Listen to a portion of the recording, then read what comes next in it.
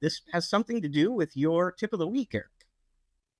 Yes, Rich, and probably a long time coming, right? I mean, and I hear this from MSPs all the time. It's just as businesses during the pandemic were challenged in supporting their remote staff, as MSPs have evolved to support more hybrid workforces since that time, like in an accelerated pace, like we've never seen before. MSPs also had the same challenge as the clients that they serve. They had remote staff all of a sudden and remote workforces.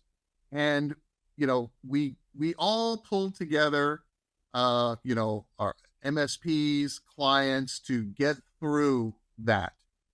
But during that process, Rich, we all kind of discovered, holy cow, there's some benefits, and, what we thought wouldn't work from a hybrid workforce, business model, some of it might work, right? So we saw business owners and MSPs think about, well, do we really need all this office space? Can we do with smaller office space? Can we reduce some of our overhead costs by doing a hybrid kind of a model, or all remote models? I know some MSPs, Rich, that definitely want their staff in the office, just like business owners do, just like everybody else, SMB, mid, enterprise. We want them in the office.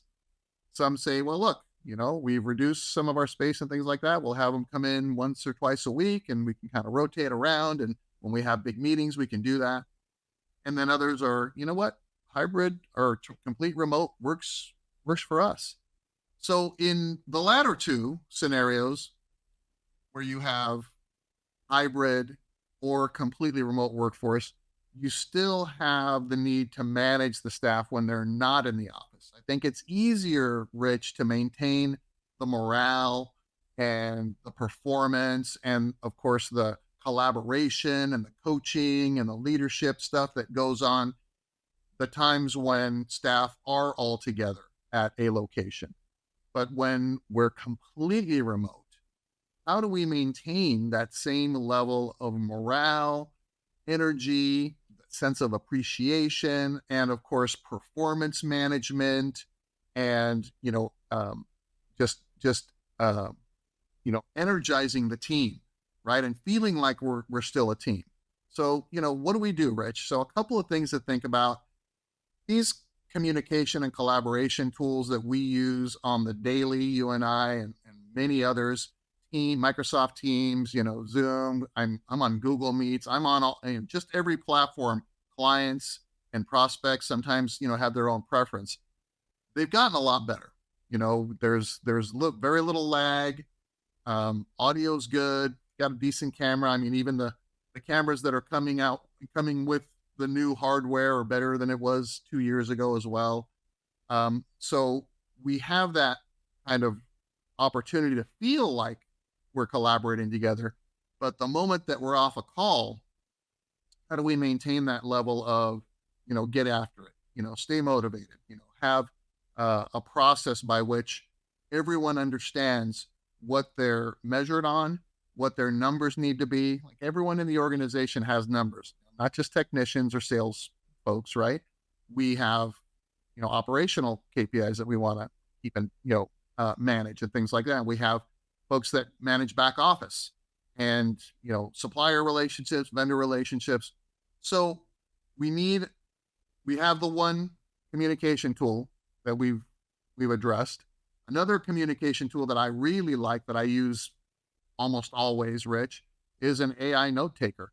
That's really, really effective in helping me not only record the video and the audio, it delivers transcripts. I can slice and dice the transcript with AI. Thank you, AI, right? To look at different, portions of the transcript. I can search for different things in the transcript.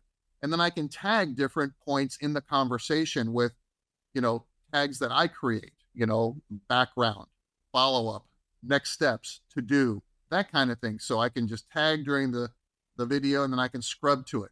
So these collaboration and communication tools are really, really advanced or mature now. So that's checkbox number one.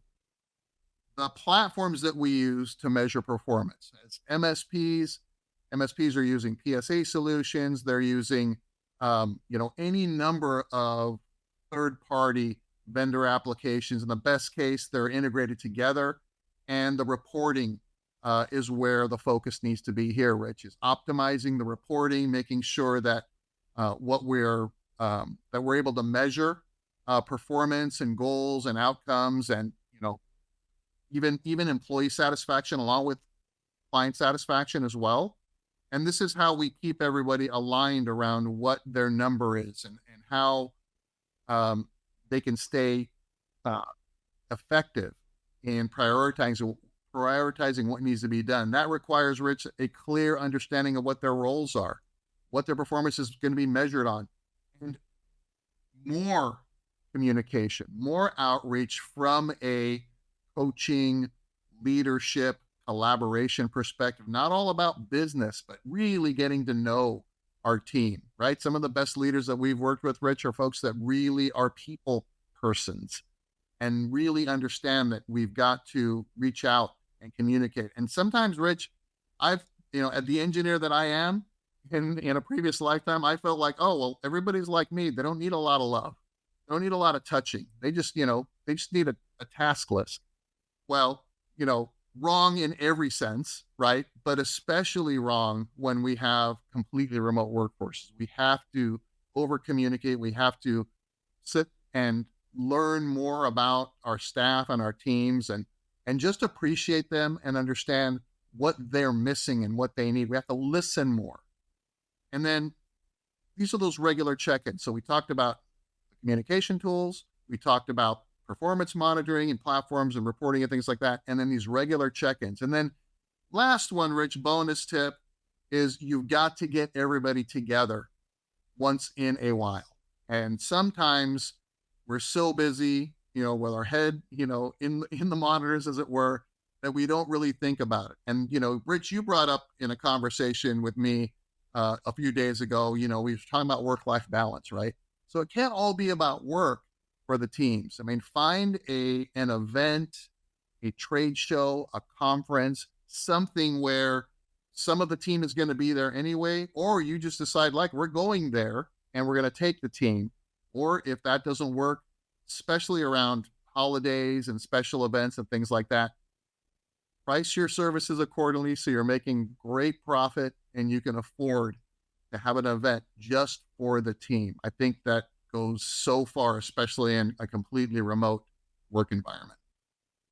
Yeah, I kind of taking those in reverse order, maybe. I mean, we both know MSPs who insist on everybody being in the office.